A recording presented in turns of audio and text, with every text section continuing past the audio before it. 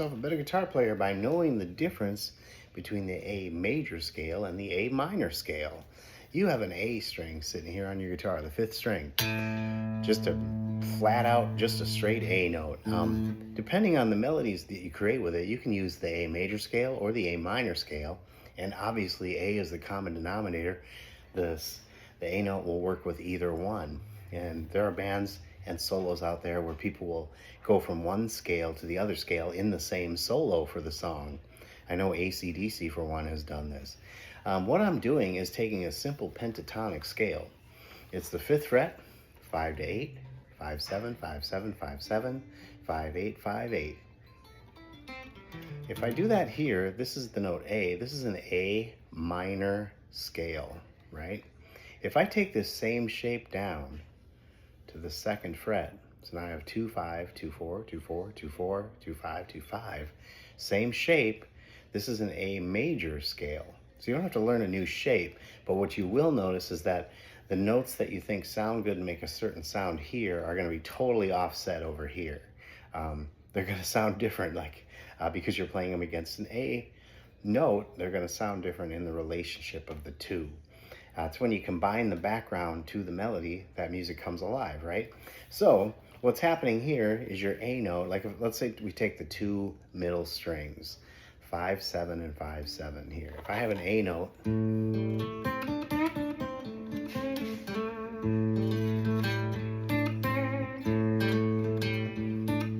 if I take those 2 to the 4th and 2nd fret, same 2 middle string.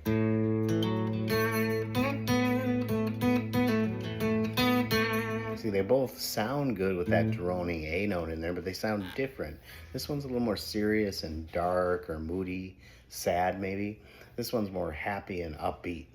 And the notes, you don't know what to expect. If you're used to what they're going to sound like when you're playing here, they're not going to sound like that over here. So it's a different thing to get used to.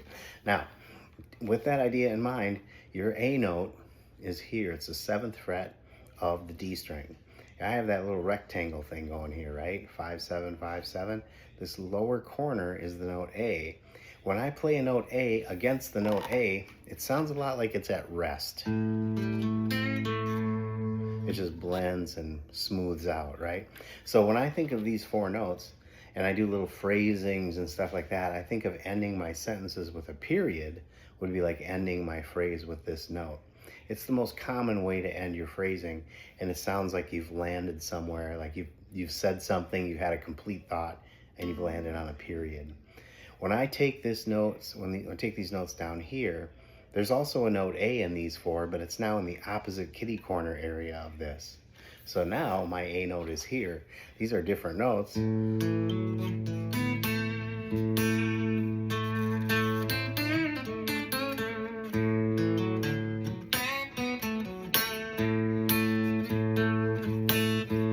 That same A note. So again, down here when I'm in the happy way of doing it and I want to end on like a period, it's going to be where my pointer finger lands. So again, if you're playing over something simple, a lot of bands may have just one guitar player and a bass player. If the bass player is just playing A, you can freely move from the 2 different scales and make it work. So all sorts of ideas come to life when you do this kind of a thing. But I want to know what you think. Does this make sense to you? And if you play around with it, are you getting it? Does it work? Let me know your thoughts in the comments, and I appreciate your like, share, and subscribe.